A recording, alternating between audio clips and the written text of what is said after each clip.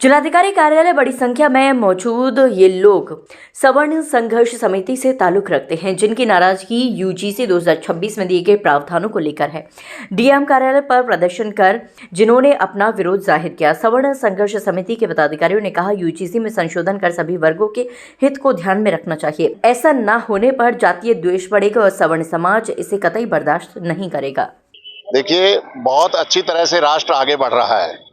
विश्व में हमारा वर्चस्व दिन बढ़ता चला जा रहा है, लेकिन कुछ इस तरह की विचारधाराओं के रखने वाले लोग, चाहे वो भाजपाई हों चाहे वो किसी पार्टी के हों, चूंकि हम लोग इस संघर्ष में मैक्सिमम जो है सभी जातियों सवर्ण की जितनी जातियां हैं सब इकट्ठे हुए हैं, और सबका कहना यह है कि एक तरफ तो संविधान में आपने हमें समानता का अधिकार दिया है, हमारे मौलिक अधिकारों का हनन अब संवैधानिक भाषा में ही हो रहा है। इसे हम लोग बर्दाश्त नहीं करेंगे। हम चाहते हैं कि जिस गति से देश आगे बढ़ रहा है, यूजीसी का जो नया कानून लाया गया है, इससे स्पष्ट हो रहा है कि ये जातियों में विभाजन की तरफ जा रहा है देश, जबकि हम चाहते हैं कि जातियां खत्म की जाएं, सब भारतीय बनकर के काम करें, तभी जाकर के हम विश्व में अपना स्थान बना सकते हैं। जो हम सपने देख रहे हैं कि 47 में हम विश्व के नंबर 1 राष्ट्र बनेंगे। प्रगति हमारी इस बात की द्योतक है। सब लोग कह रहे हैं, देख रहे हैं, विदेश हमारे सामने जो हमसे बात करके खुश नहीं थे, अमेरिका जैसे राष्ट्र आज जो है कारपेट बिछा करके भारतीयों का स्वागत कर रहे हैं। ये तभी संभव होगा जब हमारे मौलिक अधिकार जो सभी जातियों को मिले हैं, इसको जाति में न बांटा जाए। यूजीसी का कानून इसका लेटेस्ट उदाहरण है। इसको अगर वापस नहीं लिया गया तो ये सवर्ण संघर्ष समिति इस भारत में एक ऐसा उदाहरण प्रस्तुत करेगी जिसको पूरा करने में हजारों साल लग जाएंगे। मैं अनुरोध करता हूं वर्तमान सरकार से कि इस काले कानून को वापस लें और सबके हित का जो काम है वो किया जाए।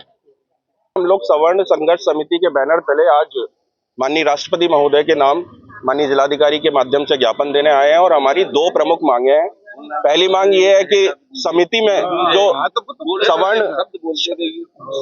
जो सवर्ण लोगों का प्रतिनिधित्व खत्म करने की बात की जा रही है, तो मेरा ऐसा मत है कि अगर पंच बनाए जाए तो सभी जातियों के बनाए जाए, उनकी भी बात रखने का अधिकार हो, उनका भी पॉइंट सुना जाए।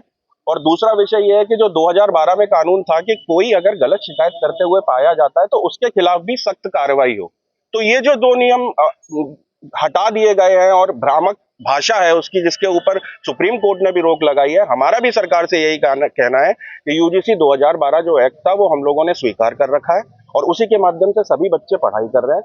कम से कम पढ़ाई और शिक्षा के क्षेत्र में ये आरक्षण और ये जातिवाद का जहर ना घोले, क्योंकि ऐसा हम सभी ने पाया है कि कॉलेज और स्कूल के समय हम लोग एक दूसरे की जाति बिना पूछे हुए एक दूसरे से मित्रता और समतामूलक समाज के साथ बढ़ते चले जाते हैं। मैं अपने पत्रकार बंधुओं के माध्यम से सभी लोगों में मैं ये कहना चाहता हूं कि जो आज यूजीसी के खिलाफ हम आए हैं ना, तो हमें यूजीसी के खिलाफ में जो 2012 में जो 2 पॉइंटों में जो था ना, उसको हटा देना।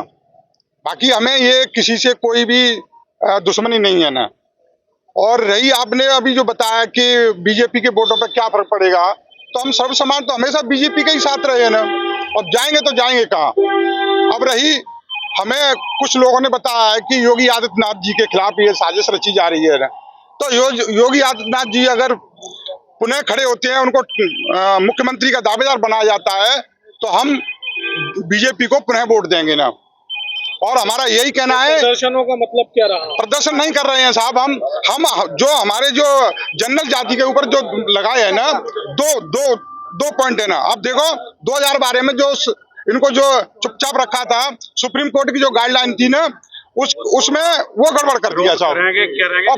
हम विरोध नहीं कर रहे हैं, हम अपने